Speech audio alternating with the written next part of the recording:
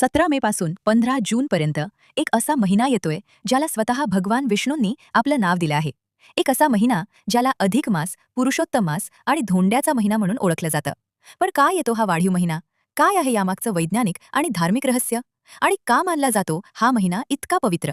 चला जाणून घेऊया. आपण वर्षात 12 महिने ऐकतो. चैत्र, वैशाख, ज्येष्ठ, आषाढ. पण काही वर्षांनी अचानक एक 13वा महिना येतो आणि त्यालाच म्हणतात अधिक मास. 2026 मध्ये 2 ज्येष्ठ महिने येणार आहेत. एक नियमित आणि दुसरा अतिरिक्त. पण हा अतिरिक्त महिना येतो तरी कसा? यामागे आहे खगोलशास्त्र. सौरवर्ष म्हणजे सूर्याच्या गणनेनुसार 365 दिवस, तर चंद्रवर्ष म्हणजे चंद्राच्या गणनेनुसार फक्त 353 दिवस. म्हणजेच दरवर्षी 11 दिवसांचा फरक पडतो.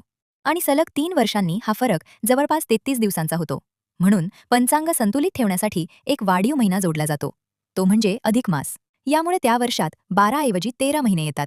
मंडळी, अधिक मासाला पुरुषोत्तम मास असेही म्हणतात, कारण हा महिना भगवान विष्णूंना समर्पित मानला जातो. पौराणिक कथेनुसार हा महिना अतिरिक्त असल्यामुळे पूर्वी त्याला कोणीही महत्त्व देत नव्हते. या महिन्यात कोणतेही शुभकार्य होत नव्हते. त्यामुळे लोक त्याला धोंड्याचा महिना म्हणू लागले.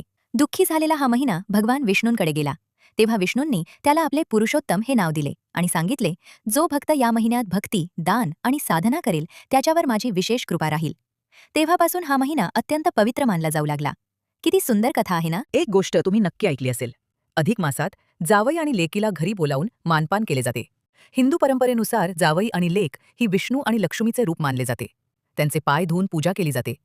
त्यांना आवडीचे पदार्थ बनवून प्रेमाने जेवू घातले जाते. असे केल्याने घरावर भगवान विष्णूंची कृपा कायम राहते अशी श्रद्धा आहे. 2026 मध्ये अधिक मासामुळे काही सणांच्या तारखा पुढे जाणार आहेत. मंडळी, अधिक मास हा केवळ धार्मिक परंपरा नाही, तर तो आपल्या संस्कृतीचा, श्रद्धेचा आणि आत्मशुद्धीचा सुंदर उत्सव आहे. तर मंडळी, असा आहे अधिक मासाचा आध्यात्मिक, वैज्ञानिक आणि सांस्कृतिक प्रवास. भक्ती, संयम आणि साधनेचा संदेश देणारा हा पुरुषोत्तम मास आपल्याला केवळ धर्म नाही, तर जीवन जगण्याची योग्य दिशा देखील शिकवतो.